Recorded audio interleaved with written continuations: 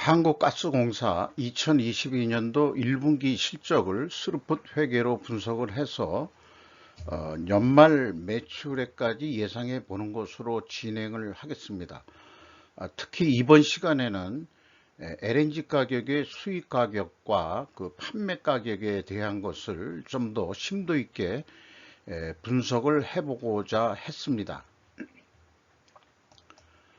아래 내용 참고해 주시고요. 내용이 좋다면 구독, 좋아요 꼭 부탁드리겠습니다. 그리고 1.5 배속으로 보시면은 좀 편하실 거라고 생각을 합니다. 제가 좀 말이 느린 편이니까요. 그래도 좀 빨리 해보려고 노력을 해보겠습니다. 6월 16일자 조선일보 조재희 기자의 보도 내용이 있는데요. 호구된 가스공사라는 제목을 붙여서 민간보다 2배 비싸게 LNG를 수입했다 하는 뉴스 보도가 됐습니다. 자세한 내용을 일일이 읽을 수는 없겠지만은 올해 1월에 가스공사는 MMBtu 열량 단위당 평균 24.46달러에 수입을 해서 평균 11.93달러인 민간업체의 수입 가격보다 2배를 웃도는 것으로 나타났다. 이렇게 이제 보도를 했습니다. 민간업체는 직접 발전하는 그 기업들이 직접 수입을 할 수 있는데 포스코에너지, SK, ENS, GS, EPS 등 이렇게 나와 있습니다만은 금감원 공식 사이트에서 확인할 수 있는 것은 현재로서는 포스코 에너지밖에 없어서 포스코 에너지 가격을 한번 비교해 보기로 하겠습니다. 참고적으로 저는 그 기초소재 출신이기도 하거니와 기초소재에 대해서 관심이 좀 있고요. 의식주, 그 다음에 통신 및 이동산업, 이런 그 산업업종의 분석에 좀 그 관점을 두고 있다는 것을 우선 말씀드리겠습니다. 그래서 먼저 그 손익 내용 뭐 이런 거보다도 먼저 가스공사 원재료 1분기 그 가격 추이 공표 그 공시된 걸 보면은 1분기에 그 톤당 127만 9천 원에 수입을 했는데 이게 이제 이 93.6%가 인상이 됐습니다. 수입 가격이. 그리고 이제 그 가스공사의 LNG를 많이 사는 곳으로 그 추정이 되는 한국전력 화력발전소가 이제 5군데가 있는데요. 여기에 그 평균 그 단순 평균 그 인상률은 94%로 되어 있습니다. 그러니까 그 마진율이 경우에 따라서 크게 많이 마진율은 붙이지 않고 있다. 이제 이렇게 이제 해석이 됩니다.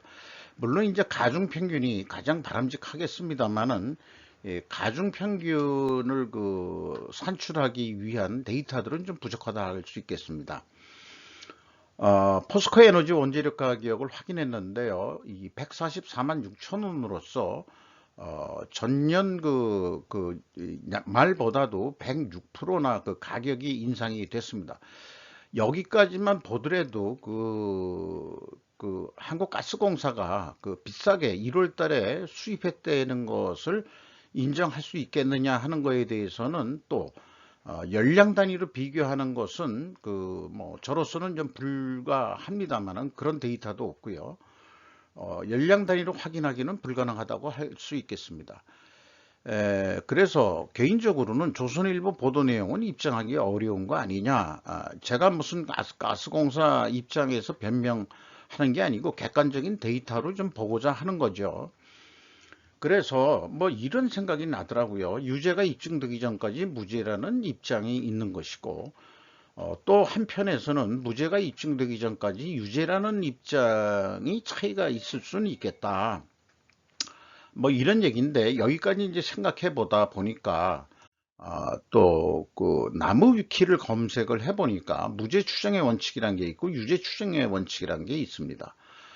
뭐 그 추정이라는 것이 확실한 그 증거 반대 증거가 제시될 때까지는 그 무죄다 하는 그런 거를 얘기를 하고 있는 거고요.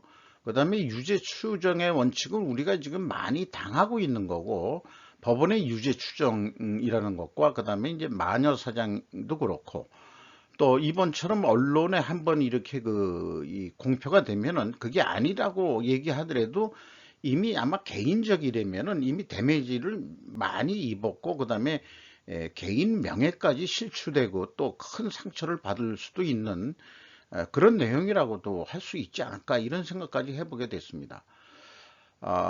제가 분석하는 것은 그 비판적으로 분석을 하고는 있습니다만 그것은 꼭 뭐 유죄 추정의 원칙을 가지고 그런 것이 아니고 칼 포퍼의 과학 철학인 합리적 그 회의주의를 지향하고 있다는 것을 말씀드리고자 합니다.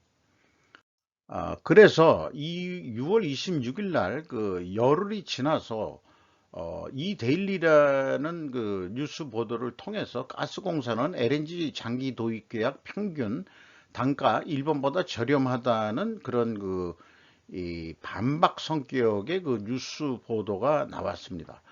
근데 이제 그 장기 계약분보다 그 스파트 현물 가격은 저는 비싸게 살 수 있다고 생각을 합니다. 수급이 급격히 안 맞았다든지 뭐 또 예를 들어서 이미 뉴스들이 나왔습니다만은 그 우크라이나 사태로 LNG 가격이 급상승을 하니까 미국이 그 한국이나 일본에 유럽으로 물량을 돌려달라 하는 뉴스 보도가 나왔고 부탁을 했다고 하지만 그게 그 부탁이라고 생각하지는 않습니다. 우리가 좀 물량을 돌려주는 것도 있었지 않았겠느냐. 그렇게 되면 우리가 스파트 물량은 비싸게 한 번 정도는 살 수 있는 거냐. 중요한 거는 이제 그 에버레이지 가격으로 원가는 반영이 된다고 할 수 있겠죠. 그런 식으로 생각을 합니다. 그 다음에 이제 금감원의 그 중점 점검 회계 이슈가 보도가 됐는데 수익 인식이 좀 관심 대상입니다. 이게 이제 그 수익 인식 기준이라는 것이 그 KIFRS 1115로 나와 있어서 일반 그 제조업이나 그 수주산업 죄송합니다. 이런 곳에서는 어느 정도 지금 되고 있습니다만은 이 금감원에서는 제조업 외에 다양한 산업이 급성장함에 따라서 비제조업의 그 중점 사항을 파악 대상으로 하고 있다. 이런 뉴스 보도가 나왔는데 이 비제조업에 대해서 그 수익에 비례하는 변동비가 이제 저 개인적으로는 관심이고요. 그 다음에 이제 그 수익 인식하는 그거에 대해서는 그 한국가스공사가 정부가 최대 주주이기 때문에 정산 손익을 그 반영하는 게 있습니다. 이거에 대해서 수익 인식 쪽으로 관심이 있다 이렇게 이제 말씀드리고요. 그 부분에 대해서는 이제 천천히 뭐 다음 장 이후로 또 한번 말씀을 드려보도록 하겠습니다. 그러나 이제 제가 개인적으로 좀 아쉬운 점은 금감원이 공시기간 단축도 거론돼야 되지 않겠느냐. 그 IT가 발전된 이 4차 산업혁명 시대에 3개월 반이나 되는 그런 그 공시기간을 준다는 건 연간 사업 보고서가 그렇죠. 그 다음에 이제 분기 사업 보고서는 한 45일 만에 이제 공시하게 돼 있는데 이것도 저는 좀 너무 느리지 않느냐. 그래서 1차적으로 먼저 그 내부 감사를 패스한 거를 1차 공시하게 하고 2차로는 외부 회계 감사가 감사한 것이 있어서 그 내용이 변경이 되는 게 있다 그러면은 2차 공시를 하게 하는 그런 제도를 만들면 어떨까? 그런 희망사항이 있습니다. 주가를 보면은요, 39,200원으로서 크게 변동은 없습니다. 그러나 이제 그 장부 가격 대비 2%가 하락을 했고요. 한국가스공사 주가는 뭐 크게 하락 영향을 안 받고 있는 것 같습니다. 그리고 정부가 26.15%를 가지고 있고 한국전력이 이제 20.47%를 가지고 있고요. 지방자치단체도 들어와 있고 외국인이 이제 뭐 적지 않은 비중으로 들어가 있습니다. 스루프 손익 내용에 있어서 그 매출이 83% 증가했는데 이 매출에 비례하는 그 매출 재료비는 101%로 20% 17% 이상 크게 더 그 가격이 인상이 되어 있습니다. 이럴 경우에 절대 금액인 그 스루프액은 10.5% 증가를 했습니다만은 수르픈율은 8%가 하락을 해가지고 마진율은 떨어졌다 이렇게 볼 수 있겠습니다. 그리고 이제 전체 운영 비용은 0.2%뿐이 증가하지 않았습니다. 매우 원가 비용 절감에 노력을 했다. 뭐 이렇게 이제 인정할 수 있지 않을까 생각합니다. 그 결과 TOE 생산성은 2.10으로서 전년 동기 대비보다 0.20포인트나 크게 상승을 했는데 뭐 절대 그 수급 금액의 절대 금액이 증가한 것이 주요 원인이 되겠습니다만은 이걸 그 쉽게 그 얘기하자 그러면은 1월 그 연초에 1억 원 가지고 장사를 시작했으면은 3월 말에 2억 1천만 원이 됐다. 그러니까 3개월 만에 1억 1천만 원을 벌었다. 이렇게 이제 인식이 될 수 있는 성과가 좋은 그런 결과가 되겠습니다. 슬픈 영업이익은 8,649억 원인데요. 원가 회계 영업이익하고는 크게 이제 차이가 없겠습니다. 큰 의미가 없겠습니다. 재고 회전율이 매우 빠르기 때문에 또한 그렇습니다. 그리고 재고자산의 그 내역인데요. 이번에는 그 WCAI 가공비 배부 재고자산을 제품에만 국한하지 않고 사실은 이 제품만 재고 회전율을 따지면은 한 연간 500회전 이상 되기 때문에 반나절 재고도 안 되거든요. 그러니까 중요한 거는 이제 LNG 그 원재료 그것이 얼마나 회전했느냐가 더 중요하지 않겠느냐 봐지기 때문에 이 두 가지를 합쳐서 손익 내용에 반영을 해서 분석을 해봤습니다. 9,132억 원이 감소를 했습니다. 비용의 성격적 분류에 와서 그 매출 원가 재료비가 101.1%가 증가했고요. 운영비용은 손익계산서에 나와 있는 대로 0.2%뿐이 증가하지 않았습니다. 그리고 가공비율이 10%에서 5%가 떨어졌는데 무슨 특별한 공정 변화가 없는 것이기 때문에 상대적으로 원재료 가격이 크게 상승을 했기 때문에 가공비율이 떨어진 거로 가스공사의 가공비율은 뭐 LNG 가지고 뭘 가공하는 건 아니고 어떤 현장 운영 비용 등등으로 봐지게 됩니다. PQ 총 제조 비용의 차이가 없습니다. 이거 200만 원은 이것도 이제 단수 차이라고 간주를 해야 되지 않을까 이렇게 생각합니다. 보통은 이제 100만 원 정도 그 단수 차이가 나오는데 200만 원이 나왔거든요. 근데 200만 원도 어떤 그 플러스 마이너스 하다 보면은 100만 원 단위로 끊다 보니까 아마 그 단수 차이로 간주해야 되지 않을까 이렇게 생각됩니다. 근데 이제 문제가 되는 것은 그 인건비인데요. 이 분기에 646억 원이 집행이 됐는데 전년 동기는 917억 원이나 집행이 됐거든요. 그리고 직원 수가 40명이 증가했는데 평균 분기 임금은 1,500만 원뿐이 안 됩니다. 그러니까 연간 이대로 간다 그러면 한 6천만 원 수준뿐이 안 되기 때문에 이거는 어떤 중소기업 연봉 수준뿐이 안 되거든요. 한국가스공사가 그렇게 월급을 적게 줄 수 있지 않느냐. 본봉은 적은 모양이에요. 대부분 연봉이라는 게 이제 보너스 포함일 텐데 1분기에는 이제 그 보너스가 나간 게 없는 것으로 그렇게 해석이 됩니다. 연간 그래도 1억 한 9천만 원 정도는 되지 않을까 그렇게 이제 예측은 합니다만 1분기에 4배를 한 거는 6천만 원뿐이 안 된다는 거죠. 수도광열비가 67.6%나 크게 증가를 했고요. 기타 비용이 이제 그 1.4%가 감소했는데 이 기타 비용의 정산 손익을 그 표시하고 있습니다. 저는 이것이 과연 그 합리적인 것이냐 하는 것에 대해서는 의문을 좀 가지고 있습니다. 정산이라 그러면은 매출에서 가감을 해야지 운영 비용에서 가감한다는 것은 좀 그 어폐가 있는 것 같아요. 그 합리적이지 않다 이렇게 이제 판단이 듭니다. 우선 그런 의견을 좀 말씀드리고요.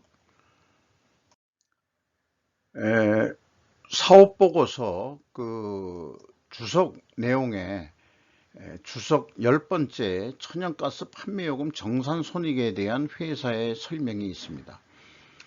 요렇게 이제 나와 있는데요. 요거를 제가 여러 번 읽어봤는데 사실 제가 그 아둔한 머리로는 쉽게 개념이 잘 와닿지가 않습니다. 어쨌든 일단은 판매를 하고 이 발생 원가라는 게 있으니까 발생 원가가 이제 제조 원가를 얘기하는 건지 그거로 그냥 인식이 되는데, 수입 요금과 발생 원가의 차이 금액, 요걸 이제 정산 소익이라고 하는 모양인데요. 이것이 정산되는 것은 좋다 이겁니다. 정산 손익이 좋은데, 어, 이거를 운영 비용, 기타 비용에서 가감해야 될 사항이 아니고, 제 주장은 매출액에서 직접 이 손익을 가감해 줘야 된다. 제 얘기는 그겁니다. 일반 민간 기업에서 하는 방식을 저는 이 추천하는 거, 추천이라기보다도 일반 기업은 그렇게 착상을 할 리가 없습니다. 매출에 대한 거는 매출 손익에서 이게 일어나는 팩트하고 요소지, 이게 기타 비용에서 얘기할 성격이 아니지 않느냐 이런 얘기입니다. 제 얘기는. 그래서 이 LPG 가스, LPG가 아니죠. LNG 가스에 대해서 원재료 가격 연동형 제품 가격 결정 시스템이 좀 돌아가야 되고, 그 다음에 고통이 있더라도 해결해야 될 과제가 아닐까. 물론 이제 정산 손익 제도가 계속 가야 될 필요성이 있다면은 가야 되려는지 모르겠습니다만은, 일단은 정산이 있더라도 정산 금액의 차이가 크게 나지 않도록 원재료 연동형으로 말하자면은 제가 일반 주택에 살고 있는 이 시민으로서 1년 동안 원재료 가격이 또 1분기에 100% 가까이 LPG 가스가 인상이 됐음에도 불구하고 우리는 아직 전년도 가격으로 살고 있는 거거든요. 그러니까 하절기에는 뭐 별로 이제 LPG 가스를, 아니 LNG 가스를, 도시가스를 안 쓸 것입니다만은, 이제 동절기에도 이제 좀 많이 쓰게 되겠죠. 그런 걸 감안해서 이 충격을 흡수하기 위해서라도 일단 도시가스 주택용을 하절기 때 이렇게 가격을 조금 정책적으로 인상을 해야 될 필요가 있다면은 인상해야 되는 거 아니겠냐. 저는 개인적으로 제가 이 정책자라면은 그렇게 결론을 낼 것 같아요. 야단이나 욕을 먹더라도. 그렇습니다. 네. 이 손익을 따진다는 의미에서 이 적자가 나면 결국은 국민의 세금으로 메꿔야 된다는 거는 조삼모사 같은 얘기이기 때문에 그렇습니다. 이번에는 뭐 이익이 나더라도 결국 뒤에 가서 나중에 말하자면은 비용 부담은 소비자들이 하게 돼 있다. 뭐 그런 거 아니면 이렇게 좀 말씀드릴 수 있겠어요. 손익에 대해서 말씀드리는 것은 추후 또 좀 다시 말씀드리고, 정산 손익을 위해서 회사가 임시 계정으로 처리하고 있는 것은 기타 유동 비금융 자산과 기타 비유동 비금융자산, 이런 두 군데로 임시 계정으로 사용하고 있습니다. 거기에서 이 금융부채를 빼는데 그게 이제 공급 비용이 되는 것을 부채로 잡고 있는 모양입니다. 그래서 이제 1분기에 5억 8천억이 비유동 비금융 자산에 개가 되겠습니다. 이 비유동 비금융 자산의 비중이 크고요. 4억 1,200만 원이고, 요거는 나중에 말하자면 재무상태표에서 요 금액을 또 확인해 보는 것으로 해보죠. 전년 동기보다 크게 이제 증가한 이유도 원재료 가격 상승에 있다고 생각합니다. 그래서 1분기 거를 그냥 단순하게 보면은 매출 수익이 13조 8천억인데 총 제조 비용이 12조 8천억이거든요. 그래서 갭이 차이가 1조 원인데 1조 원에서 이제 뭐 판매 관리비 등등이 이제 빠지면은 이제 영업이익하고 연결이 되겠죠.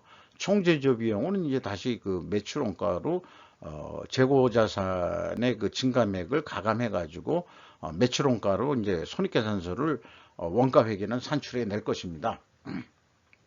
이 관계가 좀 이해하기가 쉽지가 않다. 제 말씀은 그 말씀이고요. 제가 좀 머리가 둔해서 그러긴 할 것입니다. 정산손익의 추적은 필자의 수준으로는 미롭게 임면한 이제 마찬가지인데, 요거 이제 이 한국가스공사 계속해서 그 좀 하다 보면은 좀 이해가 좀 많이 되는 부분이 나오겠죠. 아까 그 비유동 비금융자산이 뭐 그 크게 증가한 거로 돼 있는데, 이게 그 아까 그 한 뭐 두 개 합쳐가지고 한 5조 원 정도 됐죠. 근데 장부상에 나와 있는 거는 이제 7조 9천억 원인데, 꼭 그 임시계정 외에 다른 그 또 그 금융자산이 있다 또 이렇게 생각하기 때문에 이런 거하고 비교해서 그게 일치하느냐 마느냐 이것도 이제 이 비교 검증하기 쉽지는 않다. 그래서 이 정산손익이라는 게 참 그 문제가 있는 그런 제도 아닌가, 이런 생각도 하게 됩니다. 재고자산 회계 투명성 그 2단계, 뭐 아까 그 말씀드린 대로 그 차이는 그 단수 차이로 간주해야 될 거고요. 전 현금 흐름표 기준 전체 재고 자산의 그 증감액도 그 검증은 전년도는 되는데, 아쉽게도 이제 그 이 올해 1분기는 그 1억 500만 원 차이가 납니다. 요게 좀 안타깝게 왜 이렇게 1억 원 차이가 나는지 조금 아쉬운 대목이 되겠습니다. 경영평가 지표로 와서요, 그 재고 회전율, 요거는 이제 제품하고 원재료하고 합쳐서 이제 재고 회전율을 제품만 하면 500회전은 넘습니다. 그러니까 요게 이제 그 1분기에 6.7회전 했으면 이것도 좀 상당히 많이 회전을 하고 있는 거죠. 보통 이렇게 재고 회전율이 그 증가를 하면은 원재료 가격이 하락했다 이제 이렇게 그 추정을 하는데, 아시다시피 이제 LNG 가격이 제일 먼저 확인했듯이 거의 100% 가량이 상승이 됐기 때문에 이것은 내부적인 회사의 노력이다 라고 인정할 수밖에 없는 거고요. 수르픈율의 그 하락은 판매 가격 하락인데 실제 판매 가격은 하락하진 않았을 겁니다. 원재료 가격에 상대적으로 그 적게 이 판매 가격이 인상이 됐기 때문에 상대적으로 인하가 됐다. 이렇게 이제 그 인식을 할 수 있을 거라고 저는 생각을 합니다. 임팩트 미래 가치는 29.1%가 증가를 했고요. 이것은 이제 주가 상승이 좀 돼야 되는데 크게 증가를 하지는 않고 있죠. 매출 채권 수금 속도 빨라졌고, 그 다음에 이제 매입 채무에 대한 지급 속도는 1회전이나 더 빨리 그 됐습니다. 이것은 뭐냐 그러면 원재료 그 LNG 가격이 급상승들을 하다 보니까 원재료 확보를 위해서 선불을 먼저 주고 그 다음에 이제 그 물건을 확보하기 위해서 이렇게 대금 속도가 빨라졌다, 그렇게 이제 해석이 됩니다. 어, 원재료 그 가격 추이는 먼저 맨 앞에 말씀드렸고요. 그 다음에 이제 제품 가격 추이가 실제 공시 내용은 월별로 쭉 자세하게 나와 있습니다만은 1년 단위를 비교를 해봤는데, 도시가스용 중에서 그 업무 난방용이니까 주택용이 아니니까 일반 건물이나 일반 비즈니스 빌딩 같은 거겠죠. 그게 60.7% 상승을 했고요. 그 다음에 이제 그 산업용이 일반 용도는 뭐 거의 뭐 이렇게 상승된 게 없는데, 산업용 그 발전소용들이 이렇게 그 크게 증가한 거로 되어 있습니다. 또한 발전용이 별도로 나와 있는데 이게 이제 그 엄청 그 100% 넘게 상승을 했죠.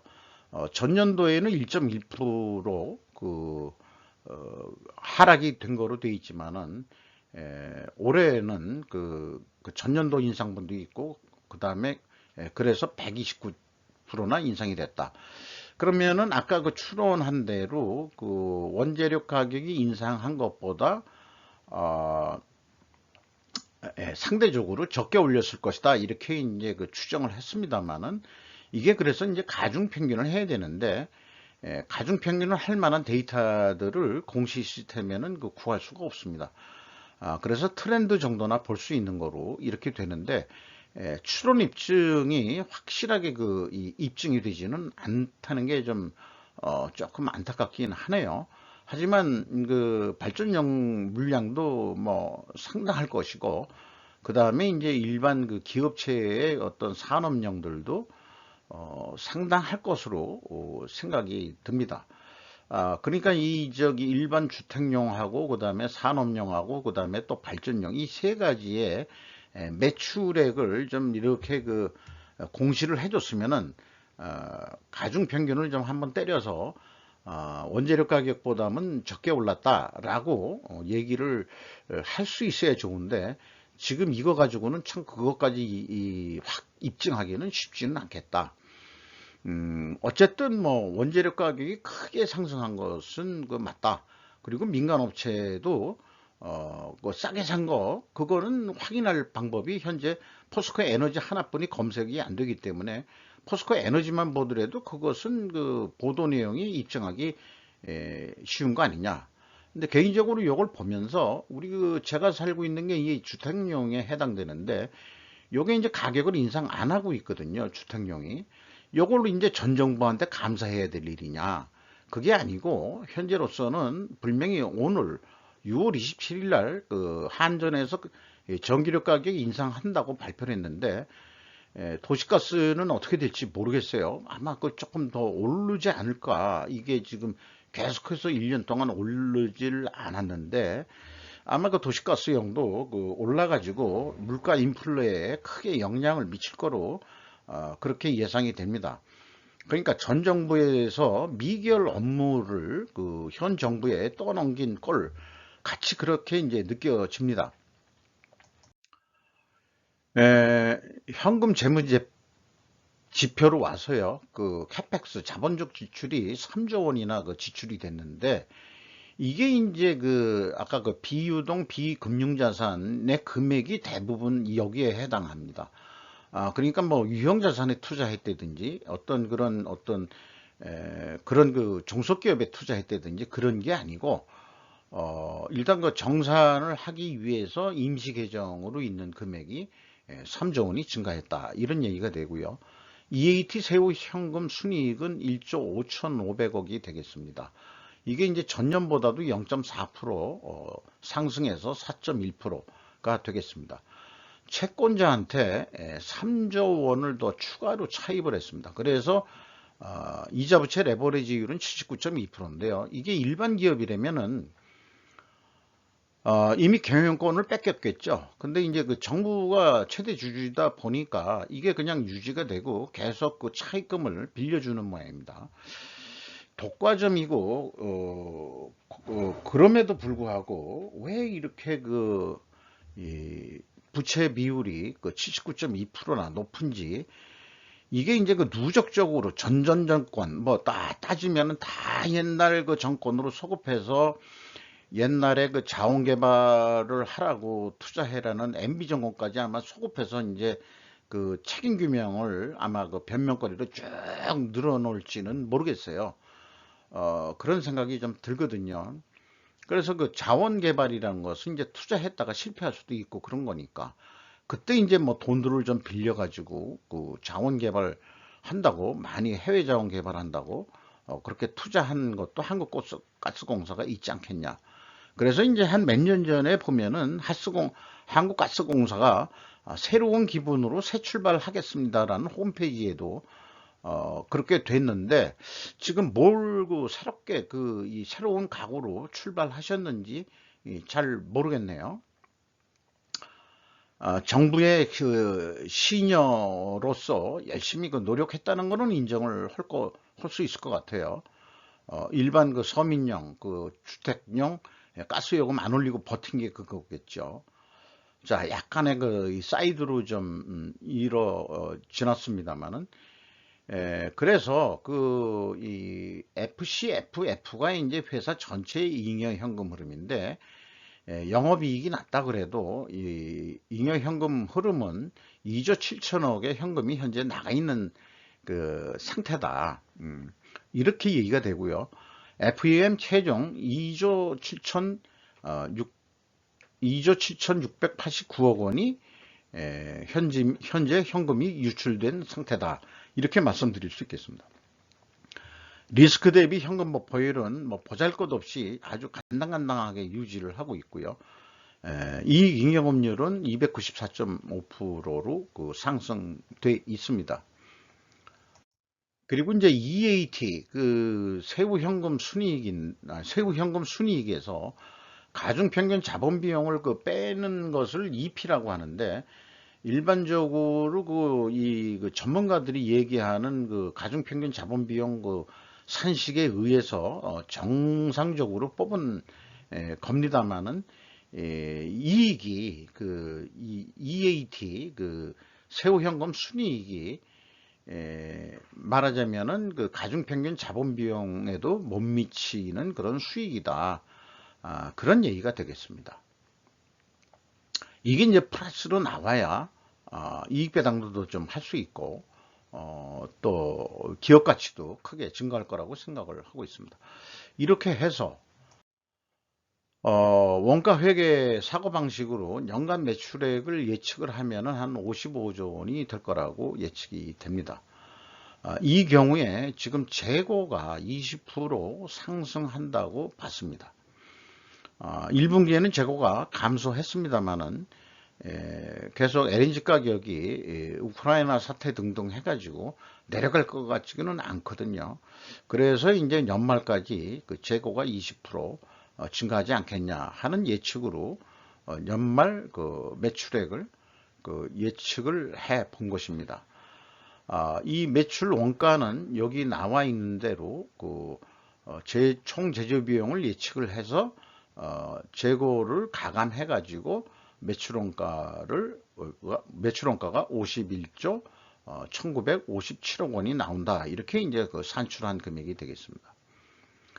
이거를 어떤 정부 승인을 받는다고 한다면은 55조 얼마 정도로 연말 사업 계획을 승인을 받는다고 그런다면은 정부에서 최대 주주가 55조까지만 해라. 가격 더 올리지 말고 이렇게 하면은 그래도 한 3조 4천억의 이익이 남으니까 우리 욕심내지 말고 그대로 그냥 가겠습니다.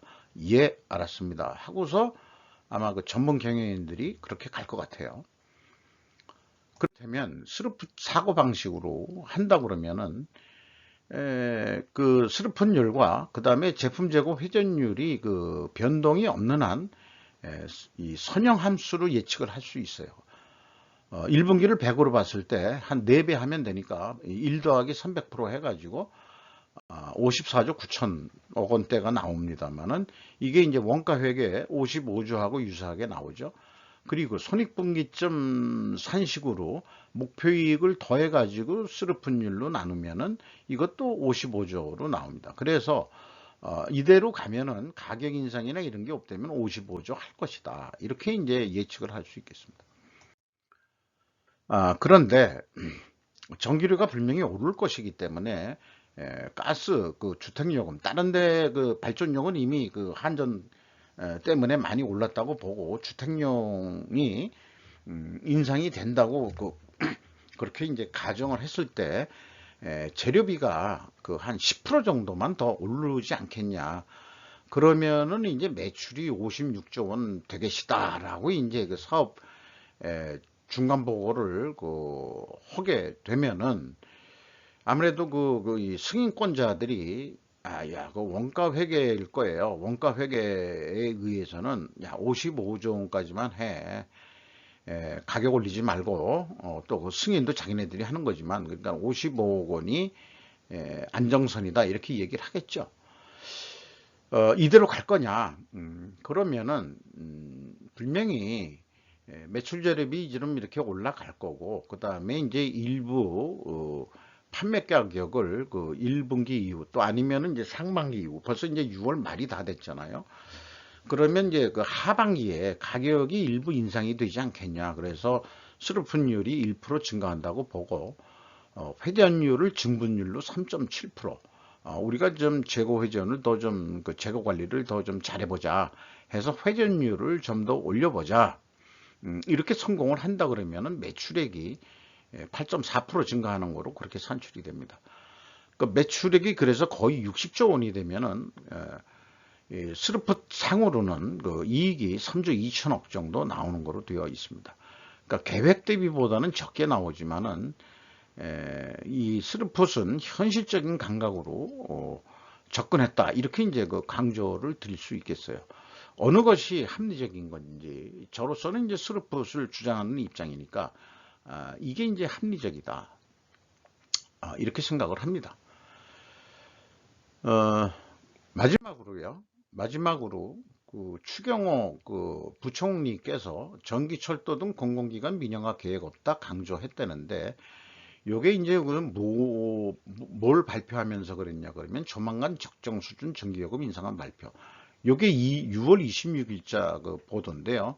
비즈팩트라는 언론 보도에서 근데 6월 27일 오늘 이 한전에서 전기료 인상 발표를 하겠다고 그랬는데 아직 확인을 안 한 상태에서 이것을 지금 녹화 중입니다. 그리고 또 하나의 별도의 그 시사저널의 김상철 전 MBC 논설위원회 기고문인데 공공기관을 손볼 것이다. 근데 이제 그 좋은 말로 하면은 높은 지출 구조 조정이 필요하다고 강조하기도 했다. 이런 이제 내용이 이제 눈에 띕니다. 사실은 공공기관들이 그 밥그릇이라고 해가지고 방만 경영을 한다는 그 비판들을 종종 받아왔죠. 어쨌든 어떤 기관이 손을 댈지 모르지만은 지출 구조 조정이라 그러면은 인원 삭감까지 아마 들어갈 것으로 그렇게 개인적으로는 예상이 됩니다만 처음에 그 꺼내든 그 칼을 다시 칼집에 빨리 넣을지 안 넣을지 그런 것은 이제 두고 봐야 되겠죠. 어떻게 될지. 우리나라에 350개 공공기관이 있다. 매우 많네요. 정권이 바뀌면은 이 공공기관의 이 수장을 임명하는 게 상당히 그 정치적인 의미가 있는 것으로 그렇게 예상이 됩니다. 사실은 공공기관이라고 한다면은 어떤 그 정부의 말을 잘 듣는 것보다도 국민의 세금으로 그 땜빵하는 그런 일이 없도록 경영 마인드를 가지고 그렇게 경영을 할 경영 능력이 있는 그런 분들이 수장으로서 CEO로서 영입이 되고 그 다음에 임명이 돼야 된다. 저는 그렇게 강력히 주장하고자 합니다. 이상 한국가스공사에 대해서 1분기 실적을 분석하고 연말까지 매출을 예측을 해 봤습니다. 결코 한국가스공사를 옹호하고 변호하자는 뜻으로 분석한 게 아니고 합리적인 그 비판주의로 저는 분석을 했다. 이렇게 이제 주장을 하면서 마치도록 하겠습니다. 감사합니다.